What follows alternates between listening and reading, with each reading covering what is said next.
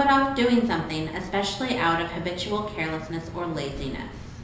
So what is procrastination? Basically, procrastination is the act of putting off an essential task until a later time. Most of the time, non-essential tasks are done in lieu of the more critical ones.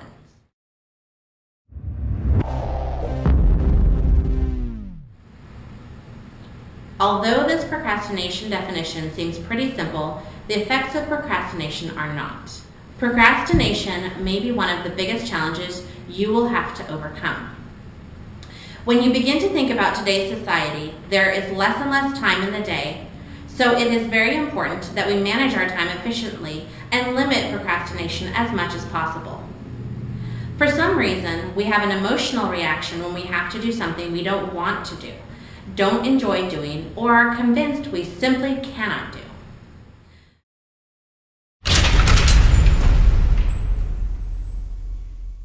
Learning to acknowledge this reaction will not only make us aware that we may be procrastinating, but will also help us on our quest to stop procrastinating.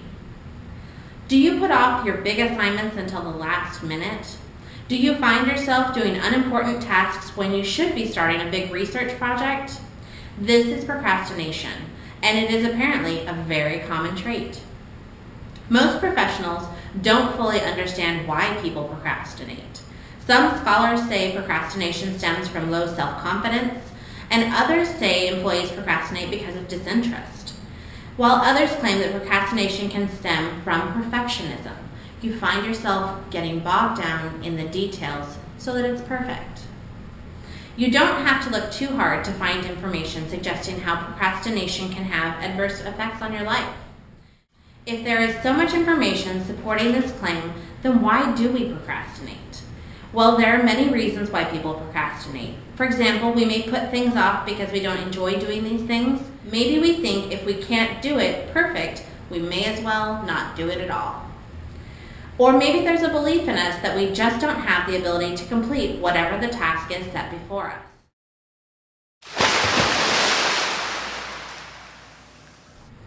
Whatever your reason for procrastinating, it is very important that you identify why you consistently do things at the last minute or put it off completely. Once you figure out why you put things off, you will be in a better position to come up with a solution to your procrastination problems. If you do not deal with your problem of procrastination, it may be life-altering and not for the better. By ignoring this issue, you will do a great disservice to yourself, especially considering there are so many ways you can overcome procrastination. Procrastination is a habit, and like any other habit, it can be broken.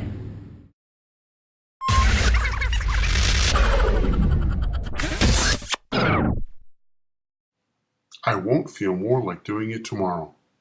We cannot predict how we will feel at a future time. If you don't feel motivated now, putting off a task won't change your attitude towards it at a later time. But that doesn't stop us from intending a future action. When we intend to do something, our affective state is often positive. We feel good now that we're intending a future action. At the very least, we feel relief. We imagine ourselves accomplishing the task that we perceive will make us happy in the future. For example, health behaviors. If we intend to go for a run tomorrow, we feel good about making such a proactive health decision. Good for us.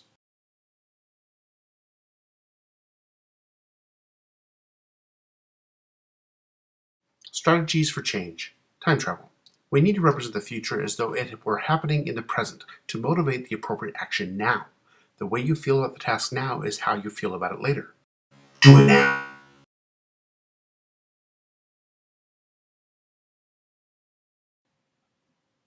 Expect to be wrong and deal with it, much like weather forecasting. You can expect to be wrong and plan ahead. Similarly, realize your predictions on your attitude towards a task may be wrong. Don't give yourself a chance to put it off again. Meeting your deadline early means someone else can meet theirs ahead of schedule. Think of how your actions affect others. Time management is crucial to the success of the team.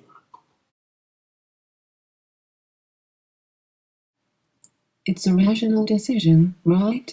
It will only take a minute to check email, clean that drawer, play one more game. Yet, a minute later we face the same choice, and hours later the thought is, Where did the day go? Is this procrastination? According to Jennifer Lavoie, it is. Jennifer used an internet-based survey, what else? To collect data about internet use and procrastination. She found that 50.7% of the respondents reported frequent internet procrastination, and respondents spent 47% of online time procrastinating. Internet procrastination was positively correlated with perceiving the internet as entertaining and a relief from stress. She also found that chronic procrastination in other areas of our lives and negative emotions such as feeling guilty or depressed were related to our online procrastination. So, how does this happen? Jennifer explained it this way. One method to delay working toward task completion is to perceive time as segments of short intervals. Procrastination occurs when the individual justifies engaging in a minor amusement instead of committing to the task, even when the decision to work is not withdrawn. This justification is founded on the rational belief that the task can wait a few minutes while one engages in a short-term pleasure, during which time little long-term cost is experienced.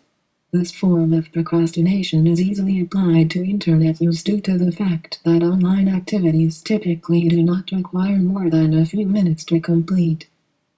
Example: viewing email, searching the internet for the day's weather.